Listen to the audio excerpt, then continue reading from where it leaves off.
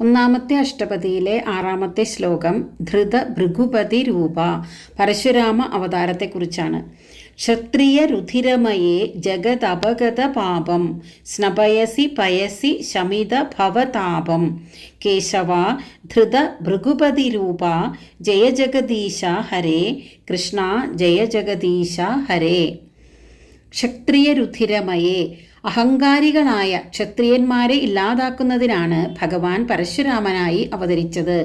അങ്ങനെ 21 വട്ടം ഭൂമി മുഴുവൻ ചുറ്റി സഞ്ചരിച്ച് അങ്ങ് ക്ഷത്രിയന്മാരെ കൊന്നൊടുക്കിയപ്പോൾ ക്ഷത്രിയ രുധിരമയെ ആ ക്ഷത്രിയന്മാരുടെ രക്തമൊഴുകി അതൊരു കുളമായി മാറി. പയസി പിന്നീട് അതൊരു തീർത്ഥക്കുളമായി മാറി. അതാണ് സ്യമന്ത പഞ്ചകം.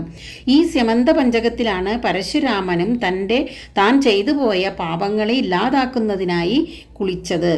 പിന്നീട് ഇങ്ങനെ പാപം ചെയ്യുന്നവരെല്ലാം അപഗത പാപം തങ്ങളുടെ പാപമോചനത്തിനായി ഒപ്പം തന്നെ ഭവതാപം സംസാര ദുഃഖങ്ങളെല്ലാം ശമിപ്പിക്കുന്നതിനുമായി അങ്ങ് ജഗത് സ്നപയസി എല്ലാവരെയും ആ തീർത്ഥക്കുളത്തിൽ ആറാടിക്കുന്നുവല്ലോ.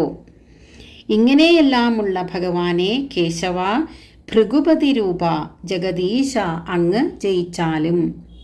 ക്ഷത്രിയ രുധിരമയേ ജഗദപഗത പാപം സ്നപയസി പയസി ശമിത ഭവതാപം കേശവ ധൃത ഭൃഗുപതി രൂപ ജയ ജഗദീശ ഹരേ കൃഷ്ണ ജയ ജഗദീശ ഹരേ.